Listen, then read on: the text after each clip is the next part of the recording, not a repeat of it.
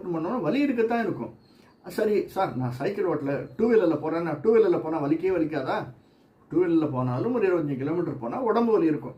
அவ்வளோதானே ஒழிய சைக்கிளில் போகிற அளவுக்கு உடம்பு வலி டூ வீலரில் போனால் இருக்குமா? இருக்காது.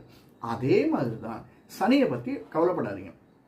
ஸோ சனி எந்த இடத்துல இருக்கா, நமக்கு சனி திசை நடந்தாலுமே, சனி எந்த இடத்துல இருந்தாலுமே ஏதாவது சின்ன சின்ன விஷயங்கள் செஞ்சால் நம்ம இந்த ஒரு வருஷத்தை நல்லபடியாக காப்பாற்றிடலாம் அப்படிங்கிறத பார்க்கலாம். அடுத்தது குரு எங்கே இருக்கா? குரு இருக்கக்கூடிய இடங்கள் எங்கெங்க? குரு நமக்கு நல்ல இடத்துல இருந்தார்னா ரொம்ப நல்லா இருக்கும். சரி சார், நல்ல இடத்துல இல்லை, 6ல் இருக்கார், 8ல் இருக்கார், நமக்கு தெரியும் இல்லையா? அது அப்படின்னாலுமே இந்த குரு திசை கொஞ்சம் அப்படியே ஃப்ளாட்டாக தான் போகும். ரொம்ப எதிர்பார்த்ததெல்லாம் நடக்குமா அப்படின்னா கொஞ்சம் கஷ்டம்தான். ஆனால் எதிர்பார்க்காதது நடக்கும். பழமொழி இருக்கு இல்லையா, எதிர்பாராததை எதிர்பாருங்கள்ல. எதிர்பார்க்காதது நடக்கும்.